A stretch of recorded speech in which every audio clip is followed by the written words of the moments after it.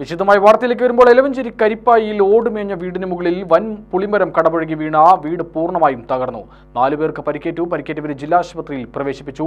8-അംഗ കുടുംബമാണ് ഇവിടെ താമസിച്ചിരുന്നത്. എലവഞ്ചേരി 1-ാം വാർഡ് കണ്ടംപറമ്പ് കരിപ്പായിയിലാണ് സംഭവം. ഉറക്കത്തിനിടെയുണ്ടായ അപകടത്തിന്റെ ആഘാതത്തിൽ നിന്ന് വീട്ടുകാർ മുക്തരായിട്ടില്ല. ചുമരുൾപ്പെടെ ഇടിഞ്ഞ് ശരീരത്തിലേക്ക് പതിക്കുകയായിരുന്നു. പരേതനായ കണ്ടന്റെ മകൾ പ്രേമയുടേതാണ് തകർന്ന വീട്.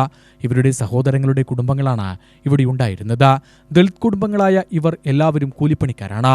സഹോദരൻ 50 വയസ്സുള്ള രവി, ഭാര്യ സിന്ധു, മകൾ 16-കാരിയായ അതുല്യ, മറ്റു സഹോദരനായ ഉണ്ണികൃഷ്ണന്റെ ഭാര്യ സവിത എന്നിവർക്കാണ് അപകടത്തിൽ പരിക്കേറ്റത്.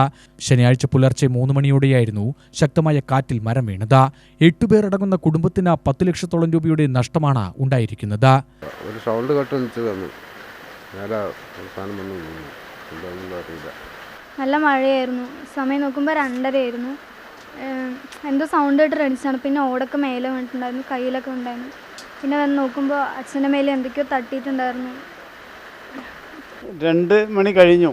2:30 ഉള്ളിലാണ് ഒരു നല്ല ശക്തമായ കാറ്റടിക്കുകയും അത് ഇവർ 2 കുടുംബമാണ് ആ വീട്ടിൽ താമസിക്കുന്നത്.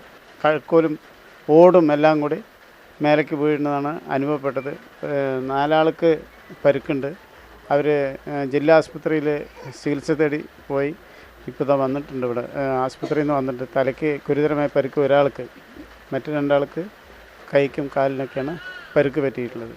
ശക്തമായ കാറ്റാണ് പ്രദേശത്ത് ആഞ്ഞടിച്ചത്. തലയ്ക്കാണ് പലർക്കും പരിക്ക്. വീട് മുഴുവൻ തകർന്ന അവസ്ഥയിലാണ്. വീടിന്റെ ഉത്തരമടക്കം ദൂരേക്ക് തെറിച്ചുപോയി. റവന്യൂ അധികാരികൾ പ്രശ്നത്തിൽ ഇടപെട്ട നഷ്ടപരിഹാരം നൽകണമെന്നാണ് വീട്ടുകാരുടെ ആവശ്യം. സമീപത്തെ വീടുകളുടെ പറമ്പിലും മരങ്ങൾ വീണിട്ടുണ്ട്. എന്നാൽ അവിടെ ആളപായമില്ല. പ്രേമിയുടെ ബന്ധു മരണപ്പെട്ടതിന്റെ ചടങ്ങുകൾക്കിടെയാണ് ദുരന്തമെത്തിയത്. പകരം താമസിക്കാൻ സംവിധാനമില്ലാത്ത അവസ്ഥയാണ്. ജില്ലാശുപത്രിയിൽ ചികിത്സയ്ക്ക് ശേഷം പരിക്കേറ്റവർ ആശുപത്രി വിട്ടു. UTV news, Palakkad.